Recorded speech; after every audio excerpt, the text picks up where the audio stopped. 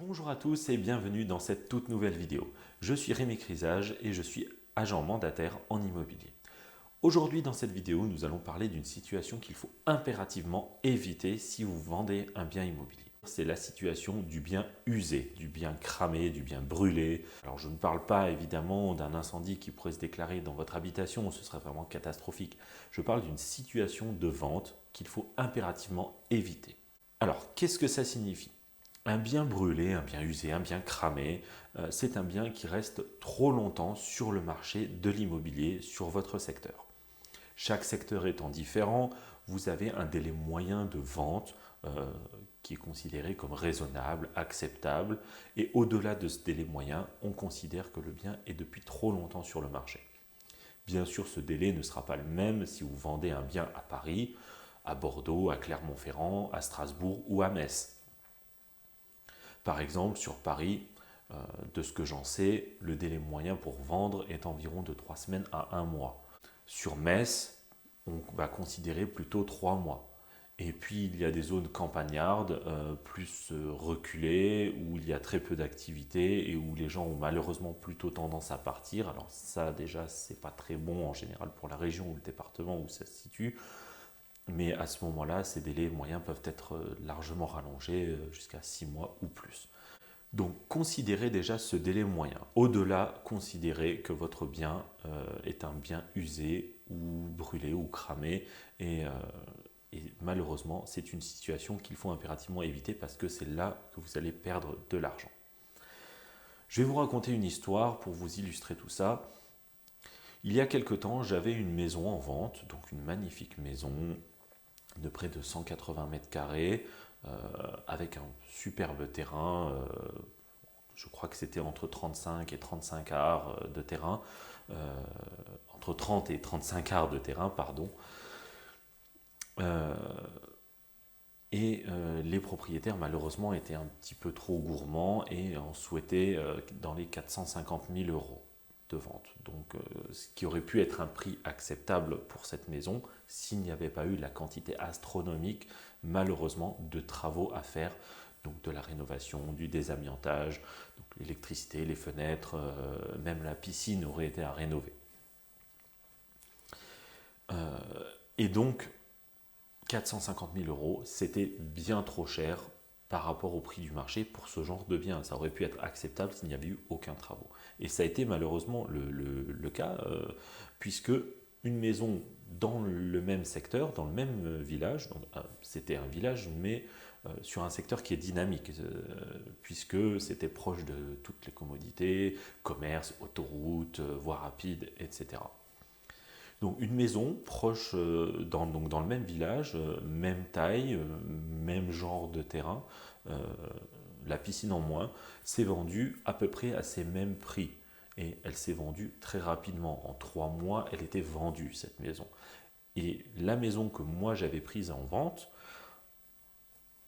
à ce prix-là, puisque les propriétaires étaient assez fermés à descendre le prix, eh bien, avant que moi j'arrive sur cette affaire, cela faisait presque 1 an qu'ils souhaitaient vendre.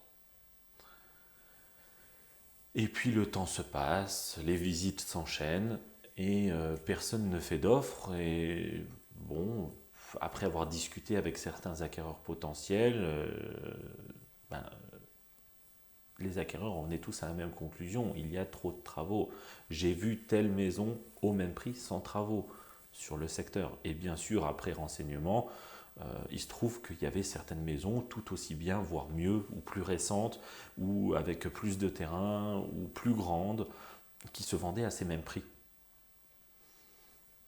Et au final, le problème était la cohérence entre ce que l'on vend et le prix.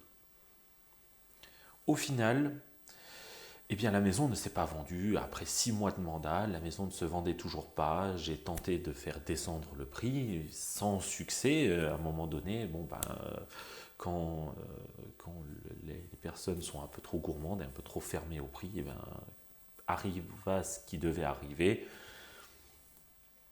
Le mandat a été résilié.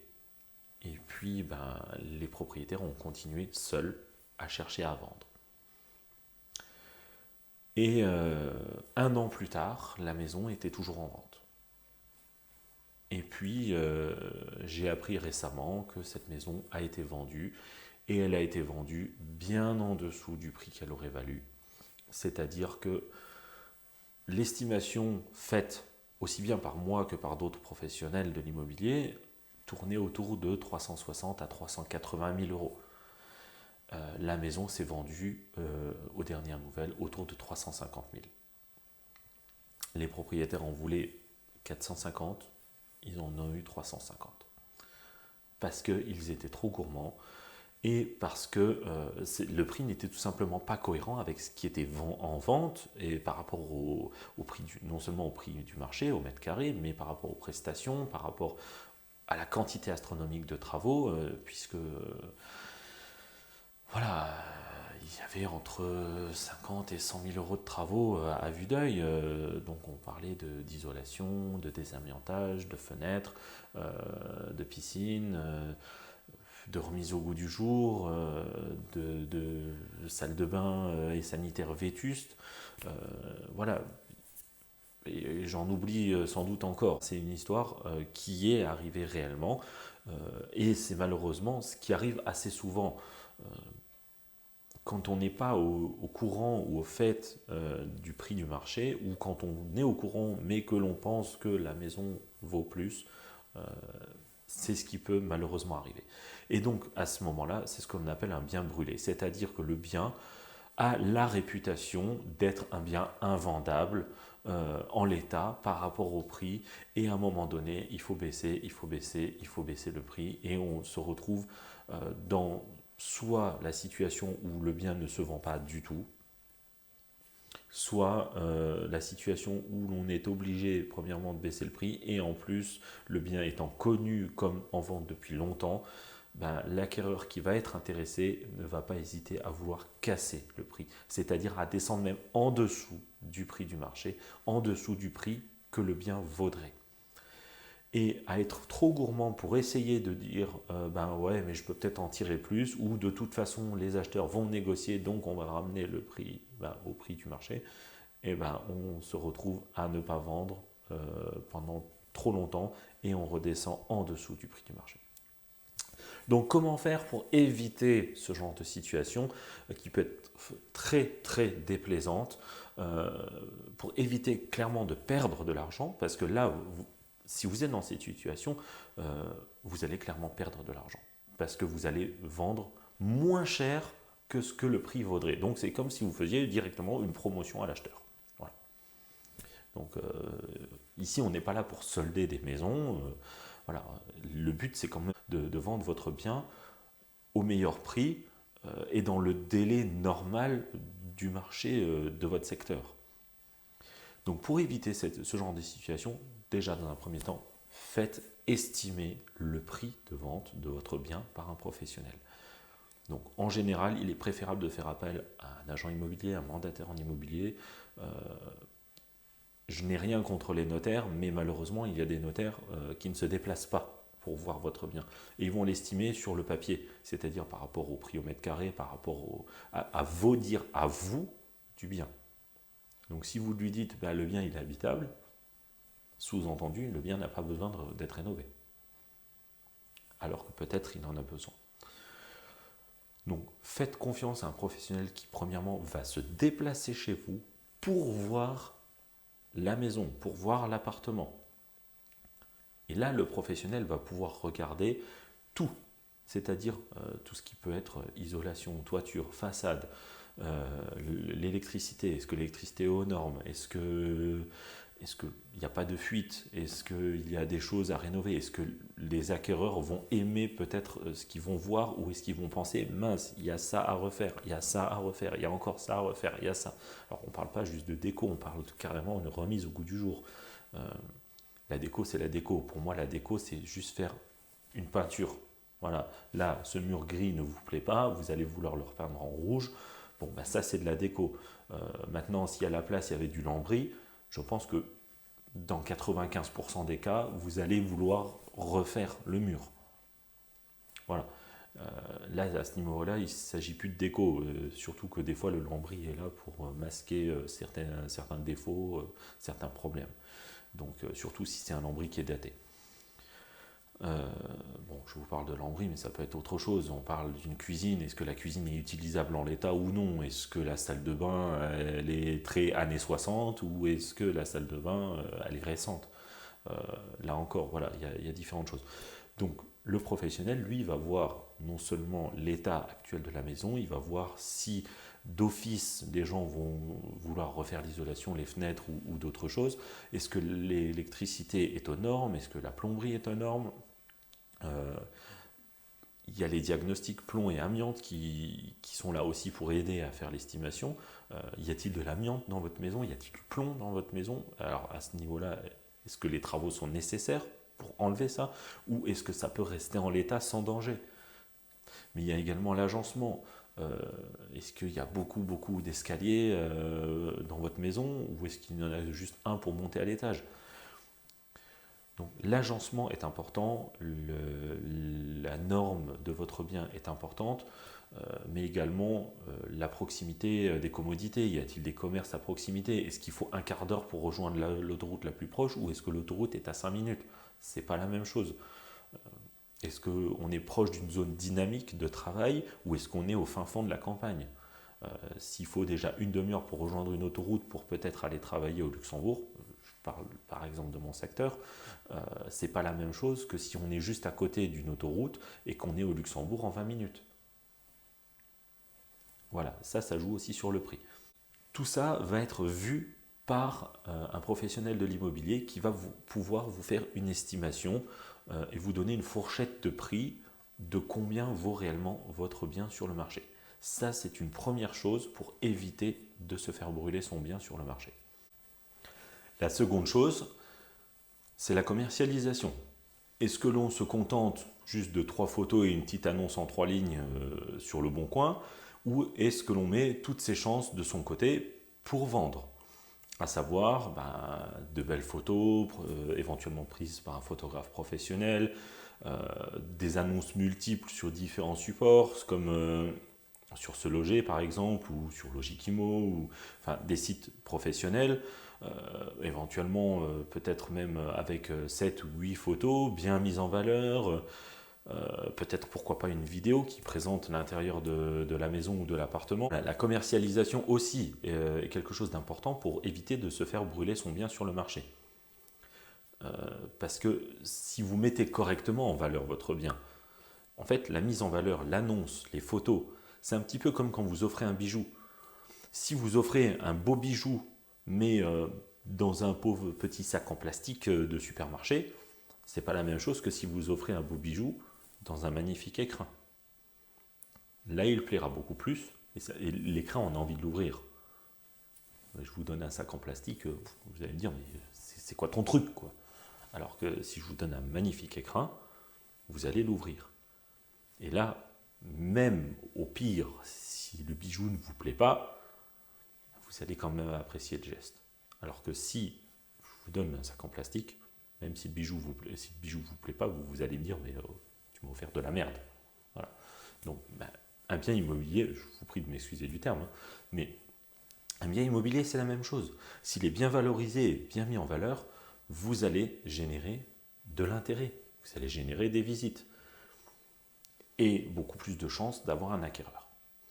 Maintenant, si vous vous contentez juste de 3 photos et 3 petites lignes sur le bon coin, là, forcément, je crois que d'office, vous savez que votre bien va atterrir dans la catégorie des biens brûlés. Voilà. Donc ça, c'est la situation à éviter de devenir un bien brûlé. Si votre bien est brûlé, forcément, bon, un jour ou l'autre, vous allez peut-être réussir à le vendre, mais en dessous du prix du marché. Vous en voulez trop cher, vous ne le vendrez pas assez cher. Ça, c'est la règle, c'est quasiment systématique. Si vous en voulez au prix du marché, vous avez déjà une chance de le vendre avec pas ou peu de négociations. Si vous en voulez trop cher, soit vous n'aurez pas de visite, soit vous en aurez, mais avec pas d'offre, ou alors avec des négociations bien en dessous, et vous allez finir par le vendre dans 6 mois, 8 mois, dans un an peut-être, ou plus. Ça, ce serait encore pire, et aura des pâquerettes, quoi. Voilà. Donc c'est la chose à éviter. Évitez de vous retrouver dans la catégorie des biens brûlés. Ça, c'est quelque chose qui est indispensable. Voilà. Vous êtes là-dedans, c'est très très difficile d'en sortir. Et, ou alors vous vous arrêtez de vendre pendant un an ou deux, histoire que les choses se tassent, et puis là vous remettez en vente. Voilà, ça, mais là vous perdez énormément de temps. C'est vraiment quelque chose qui est catastrophique pour un vendeur de biens immobiliers.